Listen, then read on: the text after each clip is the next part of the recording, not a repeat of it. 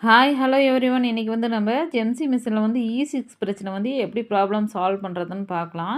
எனக்கு வந்து இதுவே ஃபஸ்ட் டைம் தான். சரி, நிறைய பேருக்கு யூஸ்ஃபுல்லாக இருக்குன்னு சொல்லி அதுக்கு அவங்களுக்காக இந்த வீடியோ.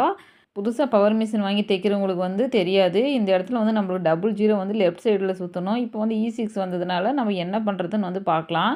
நான் எல்லாமே பிளக்கெல்லாம் லூஸாக இருக்கான்னு நல்லா தேடி பார்த்தேன். அப்புறமா எல்லாமே கரெக்டாக தான் இருந்தது. அப்புறம் முன்பக்கம் வந்து இந்த இடத்துல வந்து உள்ளுக்குள்ள அமுத்துற மாரி ஒரு இடத்துல குடுத்துருந்தாங்க. சரி, இப்ப நான் வந்து இந்த ஒயர தூக்கி பார்த்ததுக்கு அப்புறமா பாருங்க, ஒரு ஒயர் மட்டும் வெளிய வந்துருந்துச்சு. ஓ! இதனால தான் இது இருக்குமோ என்னவோன்னு சொல்லி டவுட்டா தான் இருந்தது அதுவும். இது அப்புறமா இத எடுத்துட்டு நல்லா உள்ளுக்குள்ள வச்சு நல்லா பழையபடி ஒயர் நல்லா அமத்திட்டு அப்புறம் ஃபிட் பண்ணிட்டேன் மிஷின்ல.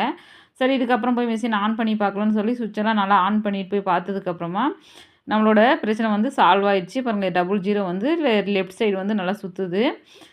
இப்போ வந்து மிஷின் ஆன் பண்ணி பார்த்ததுக்கப்புறமா நம்மளோட மிஷின் வந்து நல்லாவே ஓடுச்சு. இந்த வீடியோ வந்து யூஸ்ஃபுல்லா இருந்தா நம்மளோட சேனல வந்து ஃபாலோ பண்ணிட்டு லைக் பண்ணிக்கோங்க.